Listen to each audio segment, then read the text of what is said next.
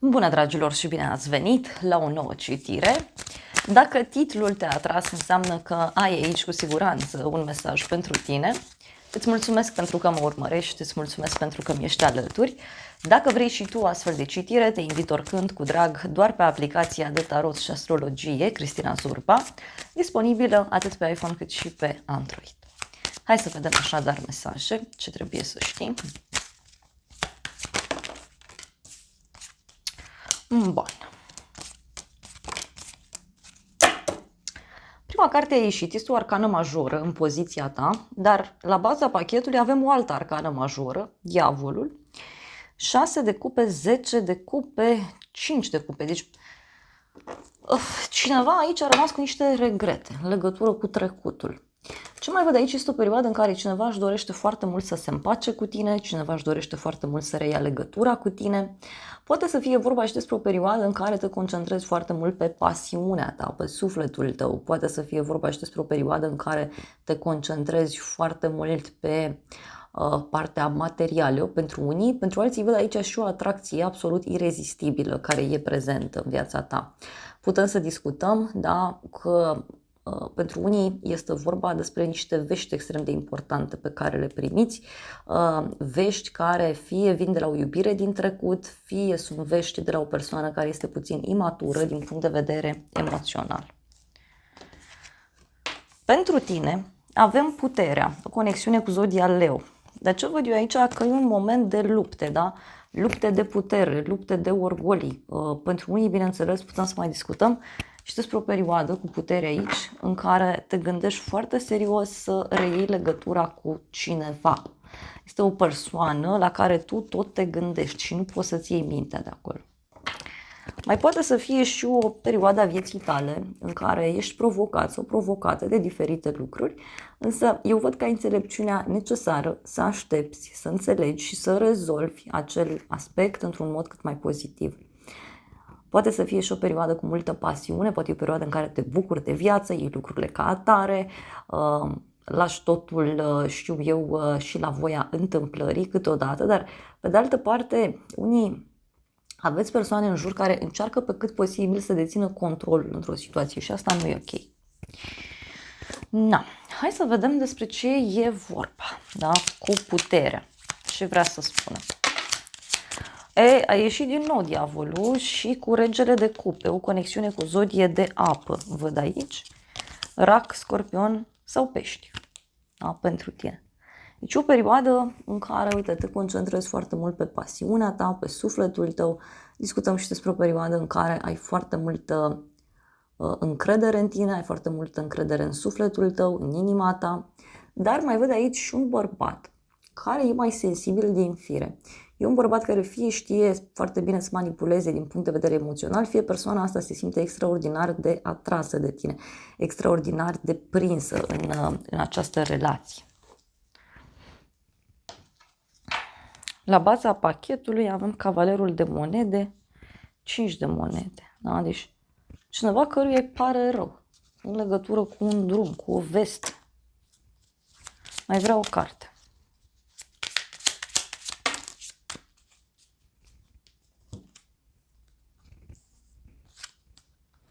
Marele preot, ermitul, o legătură cu zodia Fecioară, zodia Taur. Poate să fie vorba și despre o persoană aici foarte înțeleaptă sau e vorba de o persoană pe care o respecti foarte mult, doar că omul ăsta poate avea niște probleme, da? Pe ideea de control. Cineva care luptă aici, da? Pentru ceva stabil, pentru o relație stabilă, pentru ceva serios. Dar uite, e și un personaj care îți poate da o veste care e cu tristețe cumva. Mai vreau o carte. Împăratul avem aici. O conexiune cu un berbec. Deci eu simt că tu ești într-o perioadă în care cineva exercită o influență foarte, foarte mare asupra ta.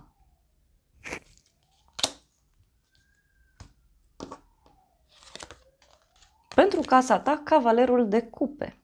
Da? Cineva își dorește să vină către tine, să-ți facă o propunere, cineva își dorește să se apropie de tine, Cavalerul de cupe poate să însemne și o propunere în dragoste, dar poate să însemne și o vizită pe care o primești de la o persoană foarte dragă inimii tale. Poate să fie o prietenă, poate să fie cineva din familie, dar pentru alții, da, poate să fie și că vă intră dragostea în casă. Da? E un cavaler de cupe, adică e cavalerul iubirii. Ia să vedem. Și o persoană foarte inteligentă, simt eu să transmit, o persoană foarte emoțională în același timp. Hai să vedem pentru casa ta ce trebuie să știi. Ce cu acest cavaler de cupe? Da? Sau cineva, uite, îți poate aduce un cadou de suflet. Regina de cupe, ok, o legătură din nou cu zodii de apă, rac, scorpion sau pești. Pentru domnii e posibil dacă această femeie să vă contacteze, să vină către voi. Dar ce văd eu aici e, uite, un personaj foarte, foarte hotărât. Foarte hotărât. Din multe puncte de vedere, cu asul de spade. Mai vreau o carte. Moartea, o conexiune cu un scorpion. Și, dragilor, aici, în plan personal, văd eu o transformare profundă în legătură cu o persoană dragă, în legătură cu dragostea. Poate e o persoană care a trecut printr-o schimbare în viața sa, nu știu, și-a schimbat felul în care arăta sau a pierdut ceva, da? Sau s-a transformat ceva în viața acestei femei, din ce văd eu, da? Și avem 6 de bâte, 4 de spade, asul de spade și pajul de cupe. Deci e cineva care îți face o ofertă, îți face o propunere extraordinar de frumoasă. Mai vreau o carte. 4 de monede.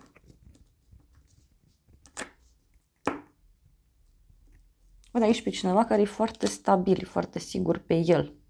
E o persoană foarte hotărâtă, uite, în dragoste, care vine către tine, cu îndrăgostiții. O legătură cu zodia Gemeni pentru mine. Dar pentru casa ta, repet, văd o persoană foarte hotărâtă aici, din punct de vedere al dragostei. 8 de cupe, da? Dai ceva la spate, renunți la ceva anume. Poate să fie și că afli despre o persoană care a renunțat la ceva de curând. Sau cineva care s-a despărțit de curând. Cineva care trece prin niște schimbări mari. Și uite, cineva care, nu știu, parcă e pregătit sau pregătită să înfrunte toate poverile din lume.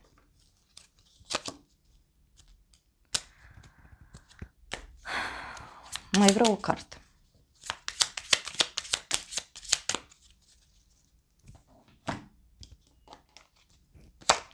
Regina de monede, soarele, o legătură cu zodia Leu. Mai avem aici o zodie de pământ, Taur, Fecioară, Capricorn. Pentru unii, simt eu să vă transmit că poate să însemne și o veste bună pe care o primești pentru casa ta. Poate este o veste care ține de sfera financiară, poate este o veste care ține de confortul tău, dar ce văd eu aici e că o situație se clarifică, fără dar și poate. În curând, 9 de cupe, în curând o bucurie mare, o împlinire mare. 9 de cupe poate să reprezinte și o persoană care are încredere în forțele proprii, o persoană care e sigură pe ea, o persoană care se bucură de niște lucruri frumoase. E un moment plin cu emoție. Ia să vedem în curând ce e cu această bucurie. Magicianul și cu pajul de bâte. Ok. Energii noi, pentru cei mai mulți dintre voi, deci energii noi, persoane noi, oameni mai tineri sau oameni care sunt mai imaturi, dacă e să discutăm de felul de a acționa. Aici e cineva care îți pregătește o surpriză sau cineva care vrea să se apropie de tine, cineva care își dorește să fie cât mai aproape de inima ta.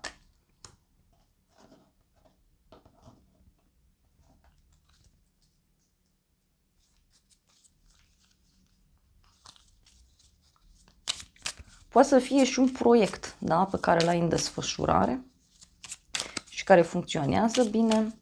Parcă e cineva, nu știu, care face o glumă sau îți dă o veste bună. 6 de cupe. Ceva legat de un copil aici, un suflet pereche, o persoană mai tânără. Dar avem o regină de bâte cu 6 de monede și 10 de spade. Deci o persoană foarte pasională aici. Mai vreau o carte.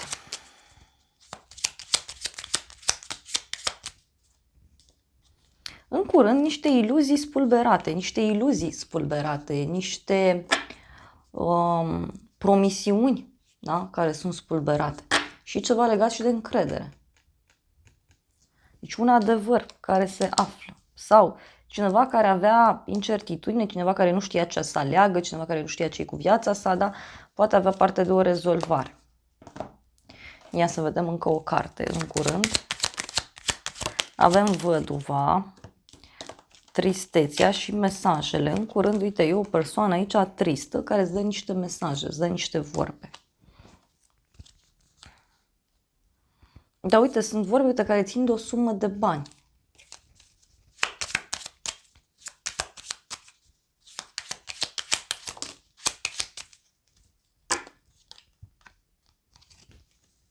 Avem hoțul.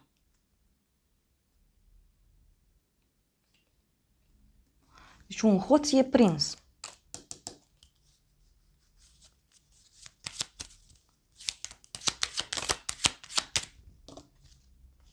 Avem copilul. Deci poate ceva legat de o persoană mai tânără, un proiect nou, persoană copilăroasă din fire.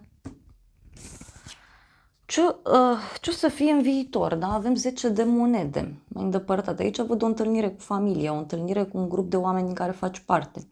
10 de monede poate să reprezinte și o relație foarte puternică pe care o ai tu cu un grup de oameni.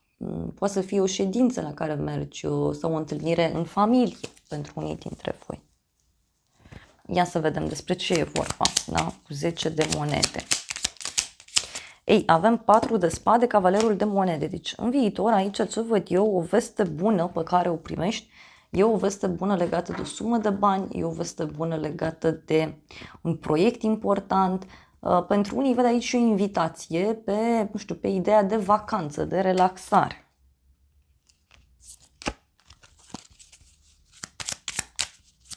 Mai vreau o carte.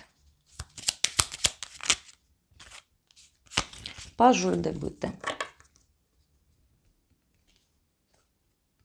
Uite, e vorba de o persoană curajoasă. Cineva care, știu eu, ia atitudine. E o persoană care dă tonul, dă trendul în viitor, da? 6 de bâte. Deci e clar vorba de o victorie. Da? O victorie. Ia să vedem noi încă o carte, da? Wow, în viitor avem așa, judecata, moartea, căsătoria și norocul. Aici poate să fie și sfârșitul, deci ca și cum finalizezi un contract, finalizezi ceva, finalizezi un proiect, poate să fie și că auziți de finalizarea unei relații, da? Dar cumva ceva se finalizează într-un mod drept, corect, dar e cu bani pentru tine și e cu foarte multă protecție, din ce văd eu aici. Ce nu știi tu? Pajul de monede. Tu nu știi de ceva despre o persoană mai tânără, este o persoană care e la început de drum, care studiază ceva, este o persoană care face bani sau e vorba de o persoană foarte dură, foarte sigură pe ea.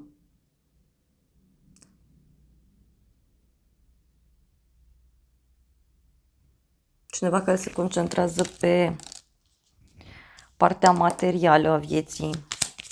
Ia să vedem ce nu știi tu.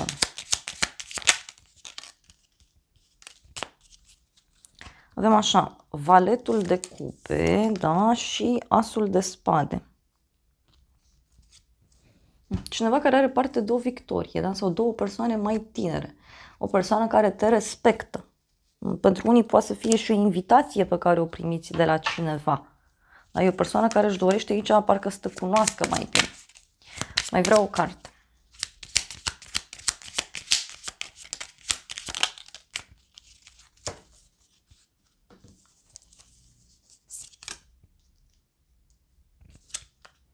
Pajul de spade, steaua, o legătură cu un vărsător.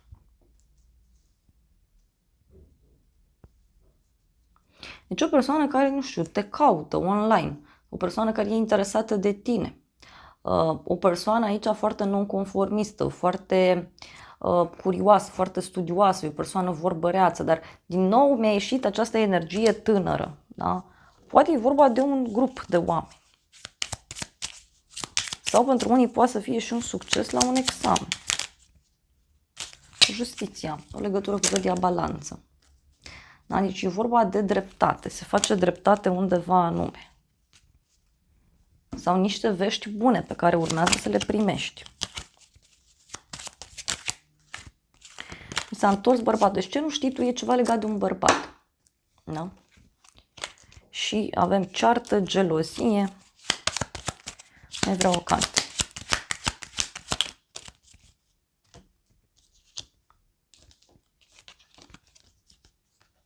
Avem fidelitate și relație. Deci o persoană fidelă avem aici. O persoană care vrea să mențineți relația, cineva care vrea să se împrietenească, cineva care vrea să-ți fie alături. E un personaj care are niște probleme mari de la drum.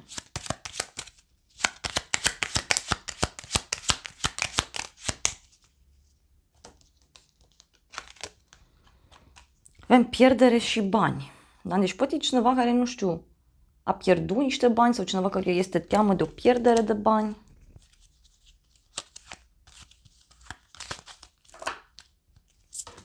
Pe neașteptate, regele de spade, o legătură cu o zodie de aer, gemeni, balanță, vărsător.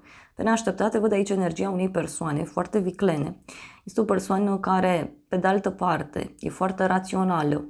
Persoana asta poate să lucreze cu mintea, lucrează cu actele, dar mai poate să fie și poți să primești o veste, da, legată de o instituție, de o haină de stat. E aici o persoană cu uniformă pe care o văd eu, sau o persoană care are un program foarte bine pus la punct. Ia să vedem noi. Pe neașteptate. Cei cu regele ăsta de spade, un personaj viclean totuși, dar, hopa, pentru unii poate să fie un personaj mai în vârstă sau cu o gândire mult mai matură sau o gândire mult mai strategică.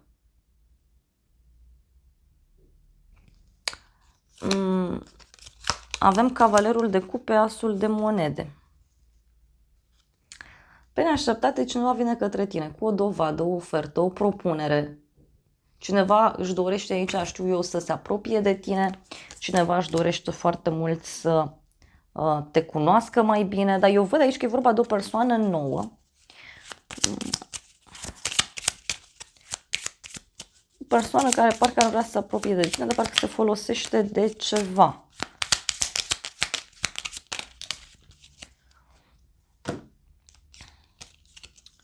Șapte de monede, 5 de spade, 9 de spade. Cineva care îi pare rău în legătură cu trecutul, da? Parcă e cineva care vrea să se revanșeze. Sau poate să fie și o persoană care suferă în acest moment.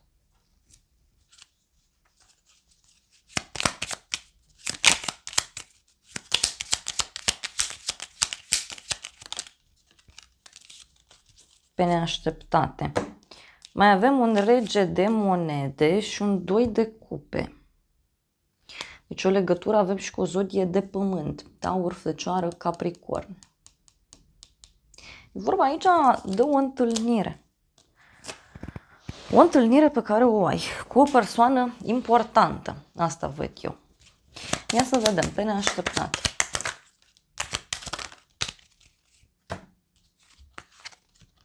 Un cadou și văduvul, da? E o surpriză pe care o ai de la un bărbat, nu știu, poate omul ăsta a pierdut ceva la viața lui, o relație, un loc de muncă, o persoană, bani, o afacere, ceva a pierdut omul ăsta, da? Și o surpriză mare pe care o ai de la persoana asta. Pe neașteptat. Avem femeia și ghinionul. E o femeie cea care are o problemă, văd eu. E o reacție dură, ciudată.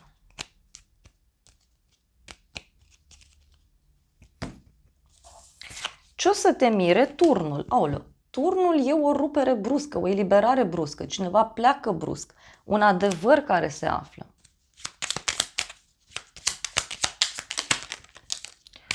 Wow! Avem așa, cavalerul de spade, 2 de spade, 3 de cupe. o ceartă, nu știu, e cineva foarte impulsiv, o persoană foarte dură, agitată, un personaj care se grăbește foarte mult, cineva care vorbește fără să gândească, mai poate să fie. Dar turnul ăsta, uite, are legătură poate și cu o alegere bruscă pe care cineva trebuie să o facă. E o alegere care, uite, poate să țină și de o petrecere și de o victorie, dar pentru alții din contră. E un moment în care, pe nepusă masă, primiți o veste eliberatoare. Legate de bani, legate de acte, uite, avem asul de bâte, faetonul, nebunul, marea preoteasă. Deci e o deblocare bruscă, dar poate să fie și cineva care se mută brusc, cineva care pleacă brusc. Hai să vedem ce o să te mire.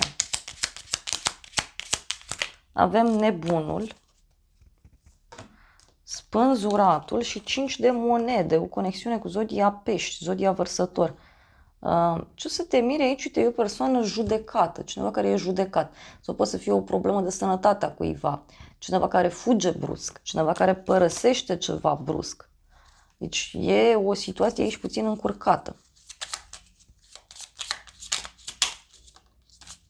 Am vrut o carte centrală și mi-a ieșit 8 de bâte. Da? Deci multă comunicare. Multe vești bune. E o eliberare.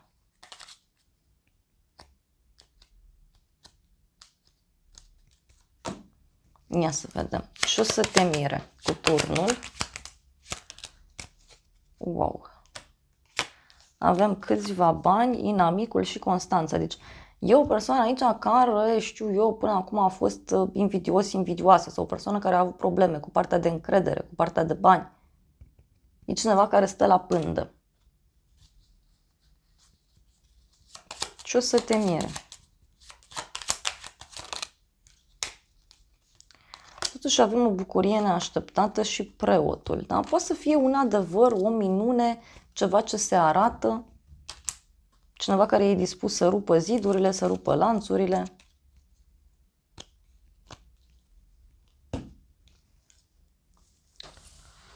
Da. Hai să vedem și oracolul ăsta ce zice.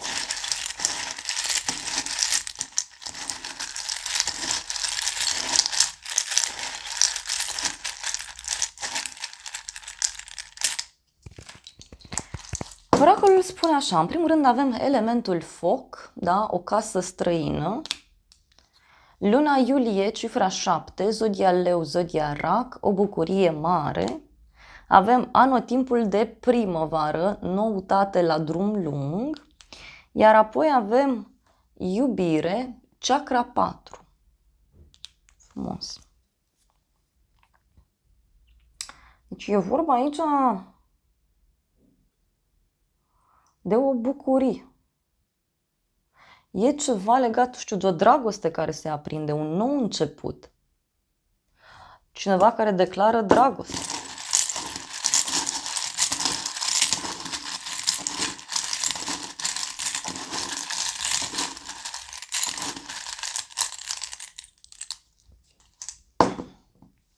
Avem ziua de duminică, dragoste sinceră, Uranus, noutăți surpriză,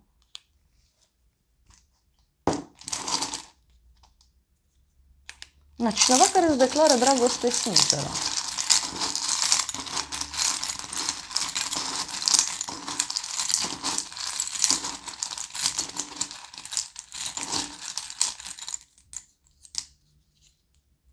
Avem așa, cifra 9, diferit, deci e o persoană diferită.